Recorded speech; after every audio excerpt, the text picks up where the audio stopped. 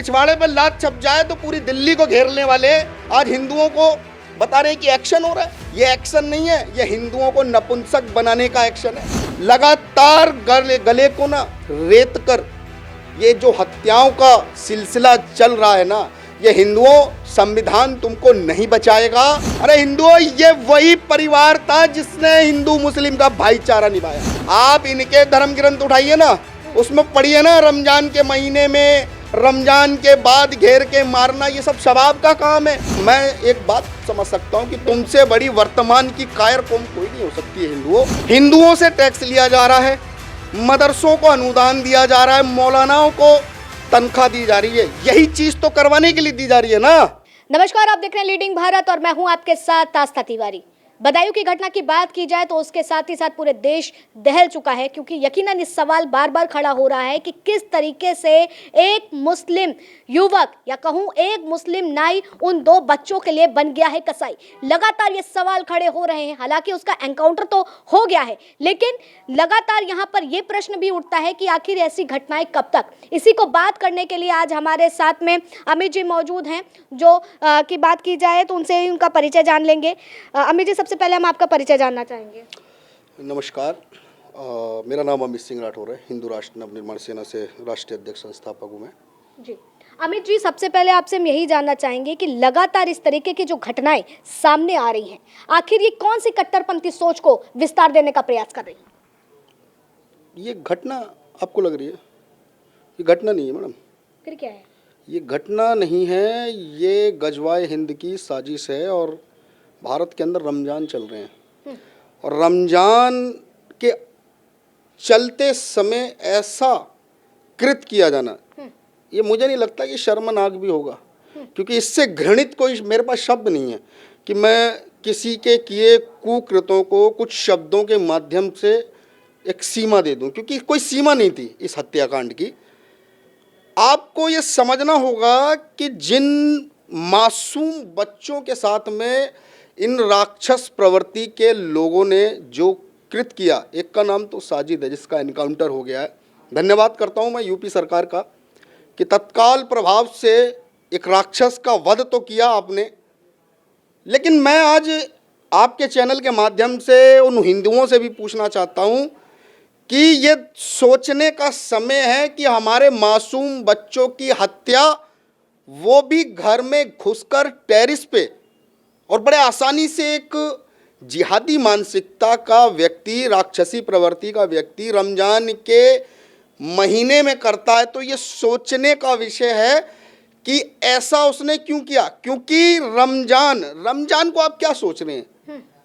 क्या रमजान को भारत के अंदर जो शांति प्रिय लोगों को नाम से पुकारा जाता है कि ये शांति प्रिय हैं, तो आपको लगता है कि रमजान ये शांति प्रिय पूरा महीना होता है?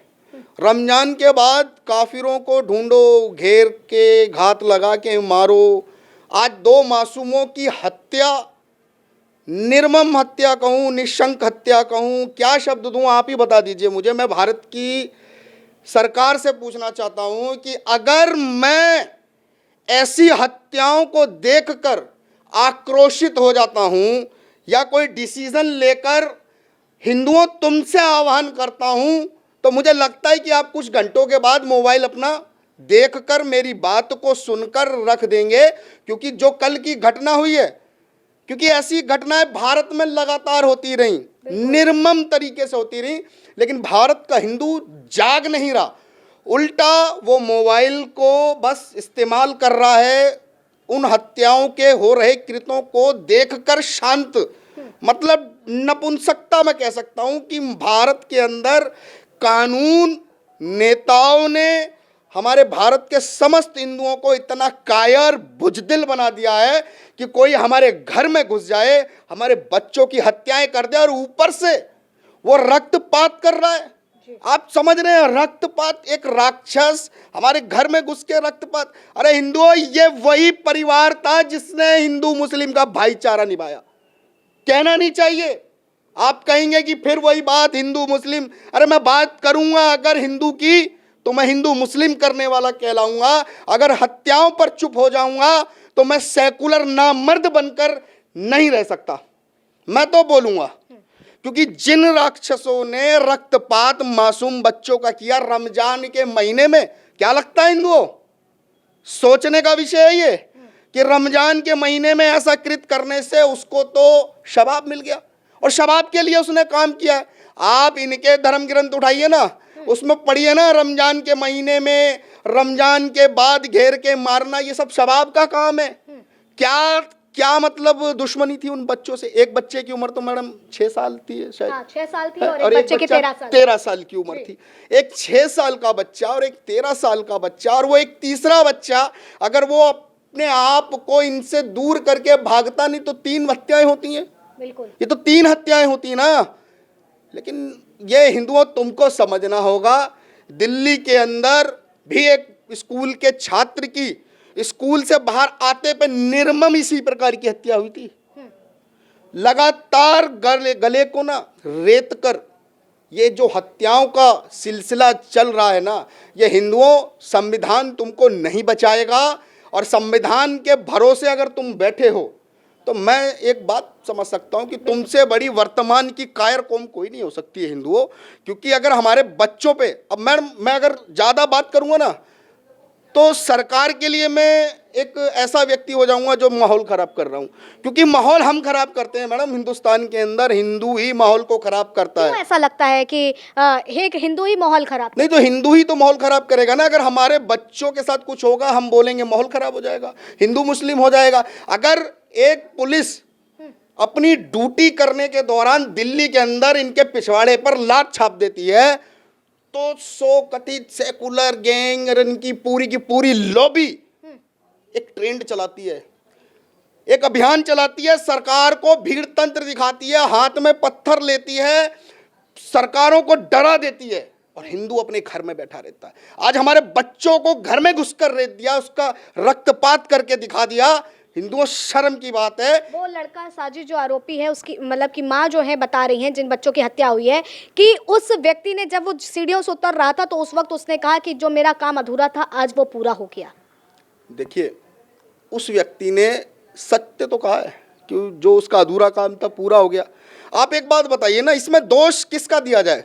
हिंदुओं से टैक्स लिया जा रहा है, मदरसों को अनुदान दिया जा रहा है, मौलानाओं को तनख्वाह दी जा रही है, यही चीज तो करवाने के लिए दी जा रही है ना। यही तो अधूरे काम को पूरा कराने की तनख्वाह हमारी सरकारें दे रही हैं।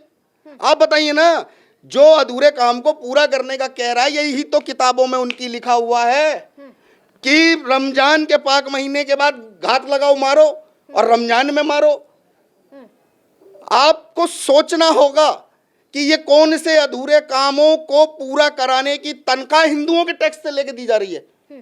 यही तो पढ़ाया जा रहा है ना, काफिरों की हत्या कर दो।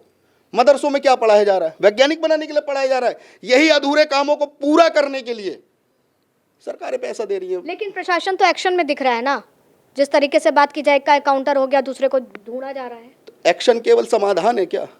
फिर क्या होना चाहिए? रिएक्शन होना चाहिए हिंदुओं का। क्यों नहीं होगा रिएक्शन? एक पिछवाड़े पर लात छप जाए तो पूरी दिल्ली को घेरने वाले आज हिंदुओं को बता रहे हैं कि एक्शन हो रहा है। ये एक्शन नहीं है, ये हिंदुओं को नपुंसक बनाने का एक्शन है कि हिंदुओं तुम मत कुछ बोलना, तुम अपने बच्चों को मरवाते रहो, उनकी लाश पर बैठ के रोते रहो। होली का त्योहार आ रहा है हमारा जी, अब आप बताओ ना, होली के त्योहार से पहले रक्त की होली हमारे मासूम बच्चों के साथ खेल के जो रमजान में दिखा रहे हैं, क्या समझा जाए इसको? रंगों से डर जाते थे कि आज मासूम बच्चों के रक्त को देख के नहीं इनका कलेजा फटेगा। आप बताइए ना, लगातार पूरे भारत के अंदर मासूमों की हत्याएं हो रही है।